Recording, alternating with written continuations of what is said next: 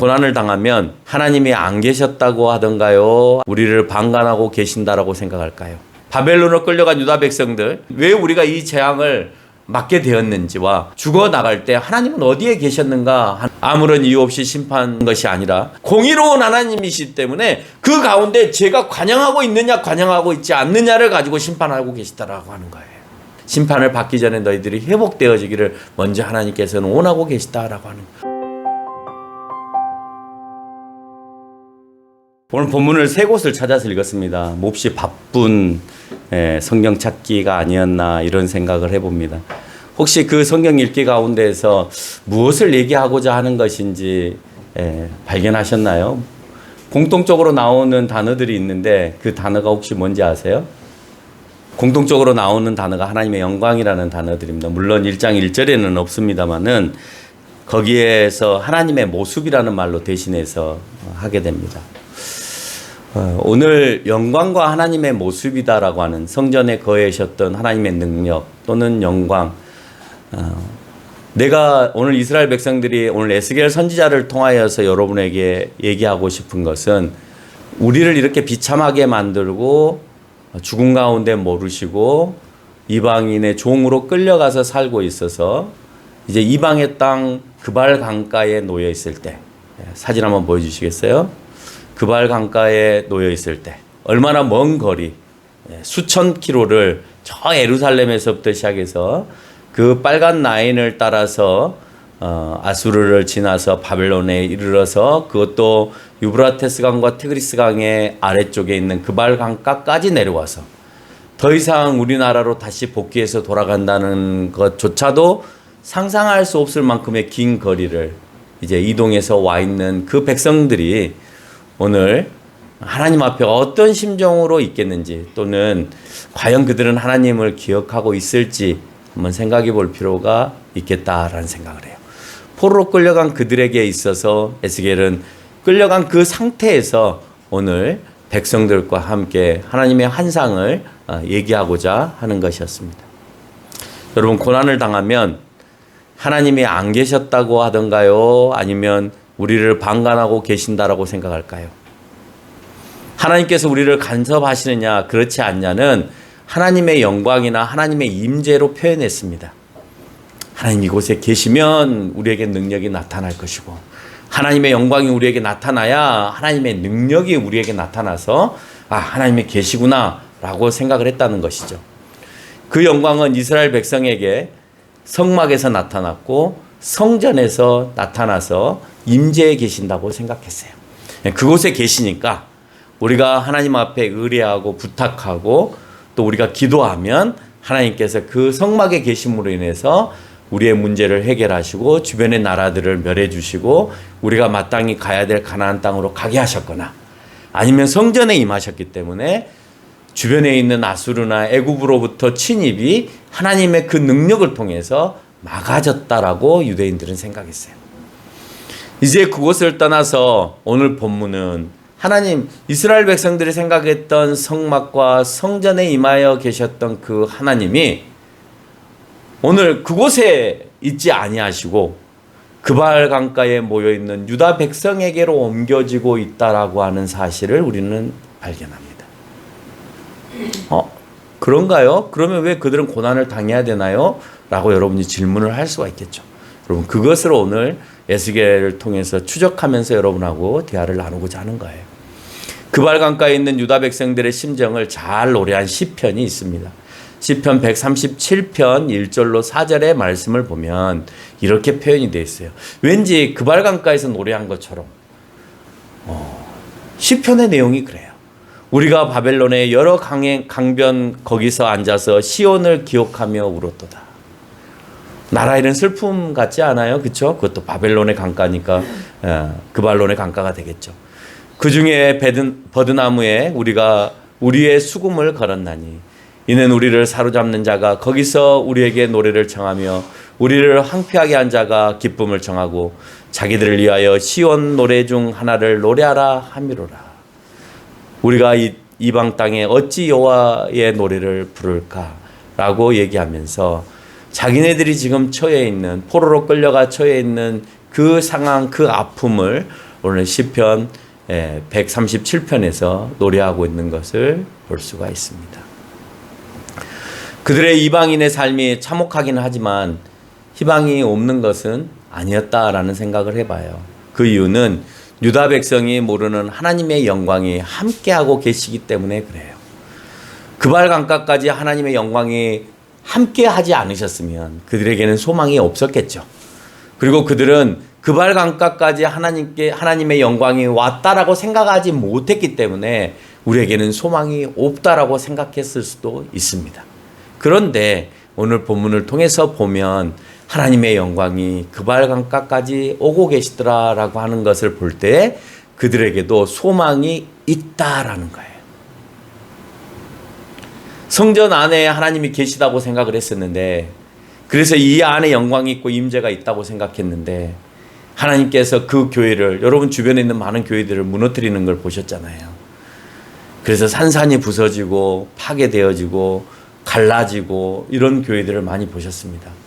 그러면 그 성도들에게, 하나님의 백성들에게 하나님의 영광은 안 가셨을까요? 그 교회에 머물러 계셨을까요? 아니라는 거예요. 범죄하고 잘못된 모습으로 살아가는 그 교회 가운데는 하나님이 안 계실 수 있지만, 하나님을 진지하게 찾는 그 백성들 가운데, 하나님이 선택한 그 백성들 가운데는 계속해서 하나님은 끊임없이 그들을 찾아가고 계시다라고 하는 겁니다. 그래서 느헤미야 선지자는 9장 31절에서 포로로 끌려온 유다 백성들을 향해서 주의 크신 긍휼로 그들을 아주 멸하지 아니하시며 버리지도 아니하셨사오니 주는 은혜로우시고 불쌍히 여기시는 하나님이시로다 라고 느헤미야 선지자들도 이스라엘 백성들을 향하여서, 다 무너져가는 그 백성들을 향하여서 오늘 그렇게 얘기하고 있는 것을 알 수가 있습니다. 시편 94편 17절 14절에서도 압제당한 백성들에 대하여서 결코 버리지 아니하시며 그 소유를 예면하지 아니하신다라고 말씀하고 있고, 이사야서 41장 9절에 이사야 선지자도 택하신 자기 백성을 버리지 않겠다라고 하고 있다는 겁니다. 하나님께서는 실현하지 않으시는 분이시기 때문에 선지자들을 통하여서 언급하신 이 말씀들을 반드시 실현하실 것이라는 거예요. 그 실현하실 것에 대한 우리는 무엇만 가지고 있으면 되느냐? 믿음만 가지고 있으면 된다. 그들은 소망을 가지고 그렇게 그러면 살아가면 되는 거기 때문에 그렇습니다. 하나님의 성전 파괴와 함께 소멸되시거나 우리 곁에 떠나시는 것이 아니라 하나님께서는 어디에나 계시는 하나님이시지만 특별히 이방의 땅 그발 강가까지 찾아오셨다는 사실을 우리는 알 수가 있습니다. 왜죠? 어떻게 찾아왔는지 알고 있죠? 오늘 에스겔 선지자에게 환상으로 보여주셨잖아요. 환상으로 나타나시는 그 하나님, 내가 지금 너희와 함께하고 있다라고 하는 것을 에스겔을 통하여서 보여주고, 앞으로 일어날 일들과 너희들이 회복해서 돌아갈 것에 대해서 보여주심으로 인해서 그들에게 소망을 주신 그 영광을 에스겔 선지자를 통하여 보여주고 있다라고 하는 겁니다. 우리는 괴로울 때 하나님이 안 보이는 경우가 있습니다. 그렇죠? 하나님이 안 보여요. 안 보이기 때문에 늘 괴로움만 하지 내가 그 괴로움 가운데 기쁨을 찾지 못해요. 하나님이 계시다고 생각하면 기쁠 수 있죠. 여러분, 전쟁이 일어나도 우리 군인이 강하다 생각하고 우리 군인이 나를 지켜준다 생각하면 지금 있는 그 고난을 어떻게든 이겨내 볼 수가 있죠. 근데 그 고난 가운데 우리의 군인들이 멀리 다 도피하고 도망가 버린다면 그러면 우리는 희망이 어디에 있겠냐는 거예요. 여러분, 우크라이나의 전쟁이 일어나고 있는 가운데 있지만 만약에 젤렌스키가 러시아의 그런 거짓 방송을 통하여서 도망갔다, 회의로 도피했다, 또는 그것의 앞잡이들, 러시아 사람들의 앞잡이들이 또다시 우크라이나 안에서 또 방송을 보내서 젤렌스키가 도망갔다라고 했을 때 지금 몰려오는 러시아 사람들을 향하여서 핍박받고 고통당하고 전쟁을 통해서 내 가족이 잃어가고 있는 상황 가운데 정말 좌절스럽겠죠. 젤렌스키가 만약에 진짜 도망갔으면. 근데 그 말이 있고 난 다음에 그 다음날 젤렌스키는 과감하게 세계의 무대에 등장하면서 나는 도망가지 않았다. 나는 너희들하고 지금 싸우고 있다. 라고 국민들에게 선포함으로 인하여서 국민들은 그 고통 가운데서도 이 정부가, 이 대통령이, 우리의 수장이 우리를 위해서 끝까지 싸워줌으로 인하여 우리도 한번 해볼 만하다 라는 생각을 했다는 것이죠. 그래서 이번에 재련소 안에서 수천 명의 우크라이나 군인들이 그 재련소를 제철소를 탈환받지 않기 위해서, 러시아 사람들이 가져가지 못하게 하기 위해서, 그것을 끝까지 수호하기 위해서 그 제철소 안에서 계속 싸움을 하다가 결국은 지금 다 수천 명이 포로로 끌려가는 그런 사태가 되었습니다. 그것을 국제사회에서는 국군의 서로 각 나라의 군인들의 포로를 맞교환하자라고 얘기를 하고 있지만, 러시아 사람들은 지금 그들을 처형하려고 준비하고 있다는 말을 하고 있습니다. 우리는 어떻게 해야 될까요? 처형하지 못하도록 해야 되겠죠. 사람을 죽이고 살리고 하는 일을 인간들 스스로가 또 잔악하게 그 전쟁을 일으켰던 그들이 그 판단을 내리거나 그 심판을 내려서는 안 된다라고 하는 거예요. 어쩌면 국제사회 안에, 국제재판 앞에 서야 될 사람은 그 나라를 위해서 희생한 군인들의 몫이 아니라 정말 자기네들의 야욕과 개인적인 권력을 얻기 위해서 싸웠던 푸틴에게 있지 않나, 그런 생각을 하게 됩니다. 또는 반대로 괴로울 때 하나님만 보이는 이가 있습니다. 서두에서 그런 얘기를 했지만, 여러분 괴로울 때 그 괴로움 가운데 하나님이 안 보이는 사람에 속해 있는지, 내가 괴롭고 힘들고 아무리 기도해도 응답이 없을 때 그래도 하나님은 나에게 더 기도하게 하시고 하나님을 더 찾게 하게 하신다라고 생각해서 예배 가운데로 오게 하시고 믿음을 더욱더 성장하게 하시는지, 여러분의 신앙이 어느 차원에 있는지. 저는 믿음이 없는 사람에게는 결코 소망도 사라진다라고 하는 사실이에요. 믿음이 있는 사람에게는 그 소망도 가지고 가는 거예요. 그 소망이요, 힘이 되어집니다. 신앙적으로도 그렇게 표현할 수 있지만 세상에서도 그렇습니다. 여러분, 구조대가 만약에 건물이 무너져서 내가 저 밑에 건물 밑에 깔려 있다고 생각해 봅시다. 구조대가 언젠가 나를 구해준다라고 생각하고 끝까지 내가 정신을 잃지 않고 정신을 바짝 차려서 어딘가에서 흘러내려오는 그 물방울을 내가 받아서 먹어가면서 내가 3일을 버티고 5일을 버티고 7일을 버텼어요. 끝까지 소망을 잃지 않아서 8일째 되는 날 나를 구원해 줬어요. 그 사람은 희망이 있기 때문에 산 거죠.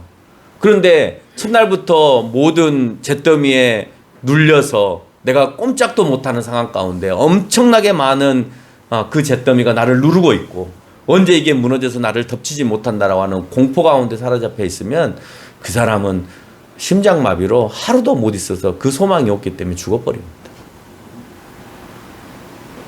여러분, 인체적으로도 충분히 그런 것들이 증명을 해요. 그래서 큰 사태가 일어날 때, 우리가 과거에 삼풍백화점이나 또 성산대교가 무너졌을 때 그 안에 깔려있는 그 많은 사람들을 향해서 국민들이 계속, 또는 정부가 계속 희망을 잃지 마세요, 우리가 구원해 주겠습니다 라고 계속 얘기했던 이유 중에 하나가 뭐냐면, 그 희망이 있으면 어떻게든지 인간들은 살려고 한다는 거예요. 그러나 그 희망의 끈을 놓쳐버리면, 그러면 내 스스로가 오늘 나에게 닥쳐온 이 공포에 사로잡혀서 이겨내지 못한다라고 하는 겁니다. 그런데 더 중요한 것은 오늘 하나님이 계시다라고 하는 그 사실을 내가 인정하고 살아가면 그 공포 가운데서 내가 소망을 갖고 살아갈 수 있다라고 하는 거예요. 이스라엘 백성들이 선택한 백성들이고, 그 백성들에게 주시겠다고 한 그 땅에 대한 약속은 예수님께서 오시는 그날까지 계속해서 확정되어져 있는 거예요. 그러니까 지금 우리가 하나님이 우리에게 주시겠다는 땅을 다 빼앗아 버리고 우리를 이방의 땅으로 인도하셨으니까 하나님 우리에게 주시겠다는 그 땅을 안 주시겠구나라고 생각할지 모르겠지만, 그것은 임시방편으로 심판하신 거고, 그 심판이 끝나면 다시 유효하다라고 하는 거예요. 그래서 그 땅으로 돌아갈 수 있다라고 하는 겁니다. 하나님에 대한 그 신실한 약속을 내가 인정하고 살아간다면 나는 희망이 있는 것이죠.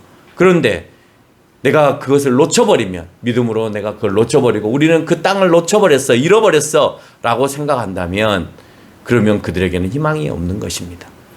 우리도 하나님과 수많은 약속을 하죠. 여러분 약속하셨죠? 아마 살아오면서 수많은 약속들을 여러분 하나님과 하셨을 겁니다. 지금 우리는 어떤 약속을 했는지조차도 사실 기억하지 못하고 살아가고 있는 게 사실이에요. 여러분 기도할 때마다 하나님 제가 이렇게 하겠습니다. 분명히 그랬을 겁니다. 하나님 저도 그랬으니까요. 그래서 그것을 지켜오고 있는 기도의 제목들도 있고, 무엇을 기도했는지조차도 기억이 안 나면서 살아가고 있는 사람도 있습니다. 여러분 어떤 약속을 하셨습니까? 혹시 그 약속을 내가 놓치지 않고 살아가고 계십니까? 아니면 놓쳐버리고 살아가고 계십니까? 기도 가운데 하나님 앞에 물어보십시오. 내가 어떤 약속을 하고 살아가는지. 세계적인 구약학자인 이안 두굿이 오늘 에스겔서를 4개의 큰 주제로 나눴습니다. 첫째는 전쟁이라 할지라도 이스라엘 백성에게 행해진 모든 전쟁은 하나님의 주권에 의해서 이루어지고 그 모든 것은 하나님의 영광을 위해서 되어진다라고 하는 거예요. 그럼 전쟁이 어떻게 그렇게 될 수 있느냐라고 하겠지만 그 모든 것도 하나님의 주권에 이루어지고 하나님의 영광에 이루어진다라는 겁니다.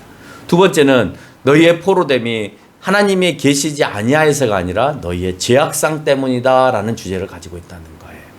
우리가 생각할 때는 하나님이 안 계시기 때문에 우리가 져버렸어. 하나님이 우리를 도와주셨으면, 하나님의 영광이 우리에게 나타났으면 우리가 전쟁에서 포로가 안 됐을 텐데 라고 생각할지 모르겠습니다. 그런데 오늘 성경을 자세히 읽어가 보니까 이안 두굿은 너희의 죄악상 때문이야. 너희 죄 때문에 심판하시는 거야 라는 거죠. 세 번째는 그래서 너희에게는 피할 수 없는 심판이 이루어지는 거야. 바벨론이 강해서 너희를 무찌른 것이 아니라 너희는 지금 심판을 당하고 있는 거야 라는 것을 얘기한다는 거예요. 네 번째는 다시 하나님은 약속을 실현하시기 위해서 그 땅으로 오시고 그 백성은 그 땅과 축복을 되찾게 되어진다라고 하는 주제를 가지고 있다는 거예요. 그 중에서 오늘 여러분하고 함께 말씀을 나눌 그 본문의 주제가 있다면 그것은 모든 전쟁과 일어나는 모든 사건에 대해서 하나님의 주권하에 하나님의 영광을 위해서 하신다라고 하는 것을 오늘 말씀을 나누고 있는 것입니다. 이 중에서 고난 가운데 자기 백성에 대한 하나님의 주권을 실현해 주시고 하나님의 영광은 그 가운데 드러나시게 되어지는 것입니다. 북이스라엘 백성과 남유다의 수많은 죽음과 인권 유린 가운데 내가 포함되지 말라는 법은 없겠죠. 자기 백성들을 통해서 분명 일하시는 내용으로 여러분과 말씀을 오늘 나누고자 하는 것이 에스겔서의 내용이다라는 거예요. 바벨론으로 끌려간 유다 백성들, 절망 가운데 그들의 외침인 왜 우리가 이 재앙을 맞게 되었는지와 전쟁 가운데 우리가 죽어나갈 때 하나님은 어디에 계셨는가 하는 그 질문을 우리는 본문을 통해서 받게 됩니다. 그래서 그들은 오늘 지금 일어나고 있는 이 고통 가운데 있는 이 내용을 아주 잘 표현한 요절이 있습니다. 에스겔서 37장 11절 하반절에 보니까 그들이 이르기를 우리의 뼈들이 말랐고 우리의 소망이 없어졌으니 우리는 다 멸절되었다 하느니라 라고 하고 있습니다. 이스라엘 백성들의 입장에서는 우리에게 주신 당신의 땅을 왜 지키지 않으셨냐라는 거죠. 왜 우리를 이렇게 비참하게 만드셨냐라고 하는 것이죠. 당신의 성전을 왜 이방인들이 와서 더럽혔냐라는 거예요. 왜 그냥 두셨냐는 거예요. 보호하시고 당신이 임재한 그 성전을 그냥 두게 하시지 왜 그게 파괴되게 하셨느냐라는 겁니다. 그리고 지금의 우리를 어떻게 도우실 거냐. 이렇게 다 파괴되어져 버리고 하나님은 안 계시는 것 같은 이 상황 가운데 하나님 당신은 우리를 어떻게 도우실 거냐라고 하는 것을 그 내용들 자체가 오늘 유다 백성들이 품고 있는 의문이었다라고 하는 겁니다. 에스겔은 여호와 하나님으로부터 받은 환상을 통해서 대답을 해주고자 합니다. 그 대답의 핵심은 너희가 무엇이라 하든지 간에 너희들 보기에 웃긴 세상이 되었다고 하더라도 하나님의 주권과 영광은 1장에서 드러나는 환상에 있음을 알게 하신다는 거예요. 내가 환상을 보았다. 그 말은 오늘 하나님께서 우리에게 영광을 보이셨다는 것이고 오늘 하나님께서 우리에게 임재하셨음에 대하여서 설명하고 있는 것입니다. 그리고 너희는 하나님의 주권과 영광이 어디에 있냐라고 말하면서 북왕과 북국과 화평만이 하나님의 주권과 영광으로 생각할지 모르겠지만 무너진 유다, 하나님을 믿지 않는 죄에 대한 심판도 역시 하나님의 주권적 행위임을 오늘 나타내 보이고자 하는 것이에요. 오늘 여러분이 생각할 때 나를 잘 살게 해주고 내가 하는 일이 잘 되게 해주는 것만이 하나님이 내 가운데 계시는 거야 라고 생각하면 그건 착각이죠. 내가 잘못되어졌을 때 하나님께서 나를 야단하신다 라고 하는 것도 하나님께서 나에게 계시기 때문에 임재하고 계시기 때문에 내 잘못에 대해서 야단도 하시는 거예요. 안 계시면요. 나를 도우시지도 않지만 야단도 하지 않으시겠죠. 이해가 되세요? 우리는 나에게 잘못한 사람을 하나님께서 심판하시는 공의로운 하나님이시기를 원합니다. 그렇죠? 여러분 회사에서 정말 못된 사람들 있잖아요. 여러분 주변에도 정말 상종하기 싫은 사람들 있잖아요. 세상에서 내가 해결하지 못하는 어떤 사건이 벌어지면 하나님 왜 저 사람들 저렇게 내버려둬요? 왜 저희를 저렇게 하나님 그냥 놔두십니까? 좀 제발 야단 좀 치고 심판 좀 내리십시오 라고 생각할 수 있겠습니다. 그런데 반대로 내가 잘못한 것을 대해서 심판을 받기를 원하세요? 아니면 사랑으로 이끌림을 받기를 원하세요? 사랑으로. 이게 사람이 참 웃긴 거예요. 이스라엘 백성들 한번 생각해 보세요. 왜 하나님 우리를 심판으로 내모십니까? 라고 할 게 아니라 하나님 공의로우시니까 우리를 야단치시는 것이 맞습니다 라고 해야 되는 거잖아요. 그렇죠. 너희들이 잘못된 것이 이런 것이다, 이런 것이다, 이런 것이다. 바벨론의 침입이 있기 전에 여러 선지자들, 이사야 선지자가 됐든 예레미야 선지자가 됐든 선지자들 통해서 수도 없이 말씀을 하고 있었잖아요. 너희들 그렇게 하면 침략당한다, 멸망한다, 전쟁이 일어난다, 모든 것이 다 파괴되어진다 얘기했는데도 불구하고 그들은 오늘 하나님이 나에게 심판했다라는 생각을 하는 것이 아니라 도리어 어떤 생각을 하냐? 하나님이 안 계셔서 오늘 바벨론이 우리를 침략해서 우리가 멸망당했다. 우리가 잘못된 신을 믿었다. 이렇게 생각한다는 거예요. 여러분 공의로운 하나님이시기를 원해요? 사랑의 하나님이기를 원하세요? 사랑의 하나님이기를 원하시는 분은 야단 맞기 싫다는 말이에요. 하나님 제발 공의로웠으면 좋겠습니다 라는 말은 내가 잘못하고 있으면 내가 오늘 야단 맞겠습니다 라는 소리하고도 같은 거예요. 그렇잖아요. 공의로우시니까 언제든지 공평하셔야죠. 누구한테는 공평하게 적용하시고 누구한테는 안 공평하게 적용하시면 될까요? 안 될까요? 단 하나님의 백성들에게는 좀 더 유리한 게 있습니다. 그것이 뭔지 아세요? 그래도 야단 맞아도 하나님께서 다시 이끄시는 희망이 있다는 거예요. 그러나 하나님의 백성이 아닌 사람은 야단 맞고 그냥 끝나버립니다. 그래서 바벨론은 그 나라 존재 자체가 없어져 버렸잖아요. 이스라엘 백성은 아주 작은 땅덩어리에 보이지 않는 그 지역 가운데 있었고 수도 없이 많이 멸망당하고 사라져버리고 없어졌다가 수천 년간 나라를 잃었다가도 하나님께서 다시 세우시겠다 하면 그 나라 가운데 세우시고 그 조그마한 땅덩어리에 살면서도 그 어떤 나라도 이스라엘을 함부로 하지 못할 정도로의 강한 나라로 만들어 놓으셨다는 거예요. 신기하지 않습니까? 예수님이 부활 승천하시고 난 다음에 거의 1900년 이상을 나라를 잃어버렸어요. 이스라엘 백성들은. 1900년 이상을 나라를 잃어버렸는데도 하나님이 세우시겠다면 또 세우시는 거예요. 여러분 우리나라 강원도 땅덩어리보다 더 작은 나라가 세계를 호령하고 있다니까요. 이스라엘이 뭐가 잘못됐다 그러면 미국이 가만히 있던가요? 유럽 사회가 가만히 있던가요? 아니에요. 중동에서 이스라엘을 함부로 한다 그러면 모든 서방의 나라들이 다 도와줘요. 참 신기할 만큼 도와줍니다. 그래서 주변에 이슬람 나라들이 그렇게 많고 강한 나라들이 많이 있음에도 불구하고 이스라엘 하나를 못 이겨요. 더 강대국이었던 이집트마저도 전쟁을 통하여서 이스라엘을 파괴하고 싶었는데 1940년도에 그 이스라엘마저도 이겨내지 못해요. 나라도 아직 성립되지 않은 그 조그마한 땅덩어리 1940년도에 이집트와의 전쟁에서도 이집트가 참패하고 맙니다. 어떻게 그럴 수가 있죠? 나라도 없고 몇몇 민족의 사람들이 그 땅에 들어와서 이제 거주하고 살아가고 있는 상황에서 이집트가 그 꼴이 보기 싫어가지고 전쟁을 치릅니다.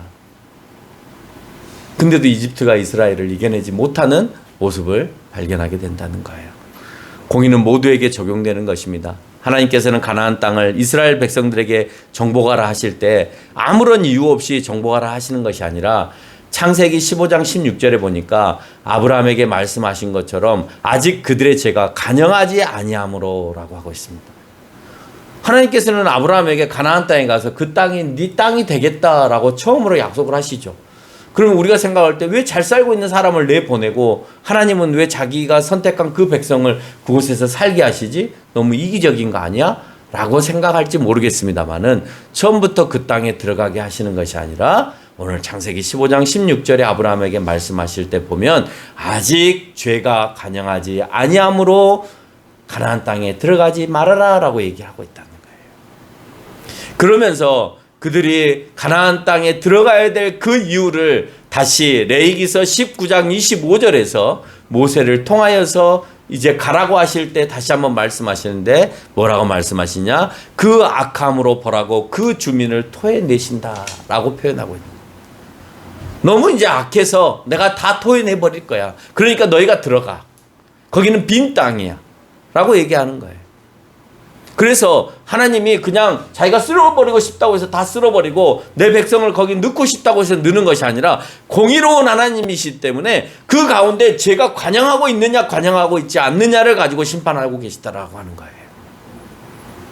우리가 잘못 알면 하나님은 당신의 백성들을 넣기 위해서 가나안 땅에 아브라함을 통하여 가라고만 하셨다, 이렇게 생각할 수 있잖아요. 그런데 성경을 꼼꼼하게 쳐다보면 그 안에는 분명히 하나님의 정의의 공의가 들어가고 있더라라고 하는 겁니다.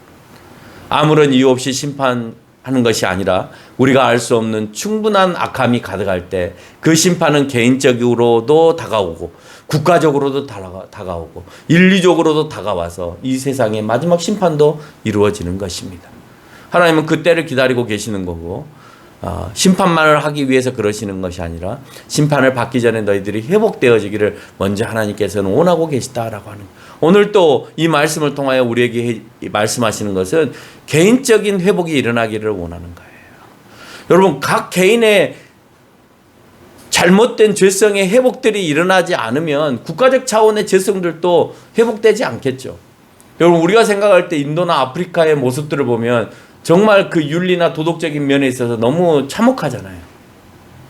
지나가는 뭐 여인을 막 집단으로 뭐 강탈을 한다든지, 아니면 뭐 최근에 일어나는 미국의 모습들도 보면 그냥 총 들고 가서 예배드리고 있는 사람들을 그냥 싹 다 쏴서 죽여버린다든지, 아니면 학교에 총을 들고 가서 학생들을 다 죽여버린다든지, 마트에 들어가서 사람들을 다 죽여버린다든지, 병원에 들어가서 사람들을 다 죽여버리는 이런 일들의 모습들이 악함으로 우리 가운데 드러내 보이고 있다는, 이게 부분적으로 드러나고 있지만 세상 전반적으로 그 모든 모습들이 이 나라 저 나라에서 다 드러나게 된다면, 그러면 하나님께서는 이제 너희는 필요 없어, 이제는 내가 예수님을 재림하게 하여서 너희들의 심판이 임하게 할 거야 라고 하는 경고를 우리에게 또다시 보여주는 거예요.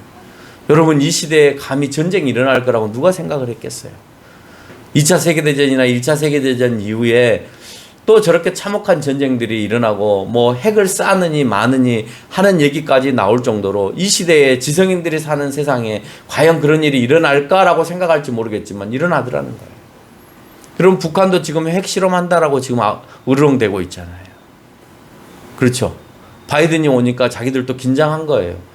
핵 항공모함이 뭐 거의 5척 이상이 뭐 이 서해안 동해안 주변으로 다 포진되어 있으니 그 잠수함 하나, 그 항공모함 한 대가 북한을 상대로도 이길 수 있거든요. 그 항공모함 안에 있는 스텔스기 한 70대 정도가 동시에 떠서 북한을 동시에 공격해버리면 그들은 꼼짝도 못하는 겁니다. 그러니 얼마나 위협을 느끼겠어요. 여러분, 우리 집 문 앞에까지 강한 무기들이 다 장착해서 와 있습니다. 더군다나 최고의 지휘가 있는 바이든까지 오늘 남한까지 와 있습니다. 그러면 북한은 당연히 긴장할 수밖에 없죠. 우리는 그냥 바이든이 우리 집에 놀러 왔나 보다. 그리고 바이든이 왔으니까 지키기 위해서 항공모함들도 같이 왔나 보다. 우리가 그렇게 생각하고 우리는 편하게 생각하는데, 그걸 막상 맞이하는 입장에서의 북한은 굉장히 공포스럽게 맞이하게 된다는 거예요. 그러니까 으르렁대는 거죠. 우리도 핵실험할 거야. 그래야 너희들이 함부로 우리한테 대하지 못하지 라고 얘기하는 것입니다. 유대인들은 성전이 허물어져서 그들에게 여호와 하나님의 영광이 끝났다고 생각되어졌지만 하나님의 영광은 그 남은 자들의 행렬로 이동되었어요. 여러분, 오늘 1장 1절도 보셨고 10장 18절도 보셨고 43장 2절도 봤습니다. 여러분, 10장 8절에서는 하나님이 그 성전의 동문에 서서 이제 나갈 준비를 하고 계시는 것을 볼 수가 있고요. 그리고 다시 에스겔서 1장 1절로 보면 그 그발 강가에 오늘 여호와의 영광이, 여호와의 하나님의 모습이 있었다라고 설명하고 있습니다. 그 말은 따라오고 계셨다는 거예요. 그리고 그 영광이 다시 예루살렘으로 갈 거야라고, 그 예루살렘으로 갈 거야라고 하는 본문이 43장에서 언급되어지고 있다는 거예요. 혹시 우리 가운데도 어려운 상황 가운데, 심지어 하나님으로부터 야단을 맞고 있는 상황 가운데서도 나는 하나님과 함께 하신다고 생각하는지, 아니면 하나님은 내 곁에 계시지 않는다고 생각하는지를 고민해 봐야 돼요. 계신다고 생각하세요? 고난 가운데도? 네, 그렇게 생각하셔야 되죠. 그래야 그게 하나님의 임재하심과 영광이 계속해서 내 가운데 미치고 계시는 것이에요. 그래야 내가 수정하고 다시 하나님께로 나아감으로 인해서 진정한 하나님의 능력이 우리 가운데서 이루어진다라고 하는 겁니다. 여러분, 내가 도와주세요, 살려주세요, 해내게 해주세요, 많이 주세요 한다고 해서 주시는 것이 아니고요. 내가 하나님 앞으로 돌아감으로 인해서 그 문제가 해결이 되어지는 거예요. 그때 하나님은 그것을 하지 마라, 해라, 더 줄게, 안 줄게, 어떤 대답을 주실지 몰라요. 근데 우리는 자꾸 하나님을 요술봉처럼 생각해요. 그래서 무조건 주셔야만 된다라고 답을 내리면 안 되는 거죠. 하나님은 주실 수도 있고 주시지 않을 수도 있어요.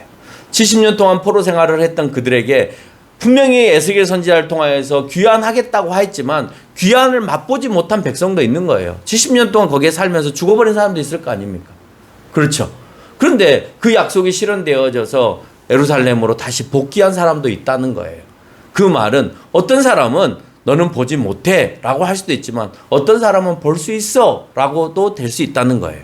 그래서 답은 내가 만드는 게 아니에요. 누가 만드는 거냐? 하나님께서 우리에게 주시는 거예요. 이스라엘 백성들에게 가나안 땅 줄게라고 해서 너희들 애굽에서 떠나서 가라 했지만 가나안 땅을 본 사람들도 있지만 가나안 땅을 못 보는 사람, 광야에서 죽어버린 사람도 있다라고 하는 거예요. 그래서 하나님이 약속을 안 지키셨냐요? 아니죠. 왜 너희들이 못 볼 수밖에 없었는지를 설명하는 거예요. 여러분이 진정 보고 싶다면 볼 수 있게끔 살았어야 되는 거죠. 우리가 이스라엘의 모습들을 보면서 우리가 확인하는 건 그거예요. 왜 그들을 다 하나님이 주시겠다는 가나안 땅으로 안 가고 왜 광야에서 죽여버리셨을까? 우리는 그 이유를 잘 알잖아요. 여러분이 하고 싶고 해야 될 일이 있다면 마땅히 하나님 앞에 서야 될 그 이유가 있는 거예요. 그 이유로 바로 섰을 때 그 약속은 실현되어진다라고 하는 거예요. 여러분이 하나님과 어떤 약속을 하셨는지 모르겠지만 그 약속의 실현은 하나님께 거룩함으로 나아가는 것부터 이루어진다라고 하는 것입니다. 혹시 나의 무너짐이 하나님께서 계시지 않기 때문이라고 착각하고 살지는 않는지 여러분의 심령 가운데 오늘 다시 한번 물어보시기를 바라고, 하나님께서는 모든 것을 잃은 그 아픔 가운데 함께 하시고 유다 백성들을 하나님의 영광으로 어떻게 이끌어내셔서 우리 유다 백성들에게 보이시는지를 통해서 하나님의 영광이 늘 자신들과 함께 하셨음을 깨닫게 하고 계시다라고 하는 겁니다. 따라서 유다의 전쟁의 패배가 하나님의 능력이 없어서가 아니라 하나님께서 그들에게 선포한 타락한 유다 가운데 또한 유다 백성들이 그렇게 아끼던 예루살렘 성전의 포기와 멸망의 선언을 그의 계획 가운데서 이루어가고 계시는 것이지 그들이 싸움을 잘해서 파괴했다 이렇게 말하지 않는다는 거예요. 필요 없어. 거기에 내가 있다라고 생각하지만 나는 그 건물 자체가 필요 없어. 그래서 하나님의 계획 속에서 소멸되어 버렸다는 거예요. 그리고 바벨론은 하나님의 계획과 의지 가운데 하나님께서 사용하셔서 파괴 괜찮아 라고 하나님이 허용하셨다는 것입니다. 그렇다면 너무 다행스러운 일이죠. 왜요? 하나님께서 흩으셨기 때문에 다시 무너지지 않는 것 같은, 정말 무너지지 않을 것 같은 그 바벨론에서부터 유다가 다시 예루살렘으로 모일 수 있는 또 다른 이유가 생기기 때문에 그래요. 하나님이 흩으셨으니까. 모으실 수 있는 분도 하나님이신 거예요. 여러분이 하나님으로부터 심판을 받아서 야단을 맞아서 내가 이렇게 어렵게 되었으면 걱정 안 하셔도 돼요. 하나님이 다시 나를 회복시키실 거니까. 그렇죠? 근데 하나님에 의해서 내가 이렇게 어려움을 당하고 공경함을 당했다고 생각하지 아니하고, 여러분 세상 가운데서 내가 잘못해서 능력이 없어서 내가 힘이 없어서라고만 생각한다면 결코 여러분 하나님께 의지할 마음과 의도가 없는 것이죠. 그리고 그 가운데 하나님의 영광은 절대 드러나지 않는다라는 것입니다. 여러분의 어려움이 하나님에 의해서 무너졌다고 확신한다면 그것은 다행입니다. 왜냐하면 우리가 하나님 앞에 신실하게 설 때, 이스라엘 백성들이 회개하고 신실하게 설 때, 또 거룩한 남은 자들이 있을 때 우리의 모든 것도 회복되기 때문이다라고 하는 겁니다. 진정 바벨론의 능력으로 예루살렘이 파괴된다면 유다가 다시 모일 수 없는 것이죠. 결론을 맺겠습니다. 죄가 간영한 세상 가운데 하나님의 심판 계획 앞에 그 누구도 막을 수 있는 자가 없습니다. 그렇죠. 노아도 못 막았습니다. 하나님 심판하겠다. 하나님 살려주세요. 아니, 심판할 거야. 아브라함에게도 그랬습니다. 또 다니엘에게도 그랬습니다. 또 욥 자신에게 개인에게 일어난 일들에 있어서도 그렇습니다. 하나님이 하시겠다 그러면 허용하시면 그 일들은 이루어지고 있더라라고 하는 겁니다. 결국 하나님의 계획대로 그 모든 일들은 이루어지고 있는 것을 우리는 성경을 통해서 알 수가 있죠. 허물어진 가운데 그리고 대영 제국의 식민지 생활 가운데 유다 백성들은 큰 희망이 없었습니다. 따라서 우리에게도 여호와 하나님께서 이제 너희와 함께 하시지 않겠다 하시면 이 교회를 통해 어떤 하나님의 영광도 나타나지 않을 것입니다. 여호와께서 반대로 우리와 함께 하시면 그 어떤 것도 이루지 못할 소망은 없을 것입니다. 여러분 우리 그렇게 믿으시죠? 반드시 이 교회는 마지막에 전 인류를 위해서 작은 일 하나를 실현하고 살아가기를 원하고 있습니다. 여러분 우리의 뒤에 교인의 사명 가운데 우리가 해야 될 일, 우리는 교회 건축과 교회 땅을 사지 아니하고 정말 인류를 위해서 우리는 무엇을 할까? 식량을 제공할까? 식수를 제공할까? 아니면 약을 제공할까?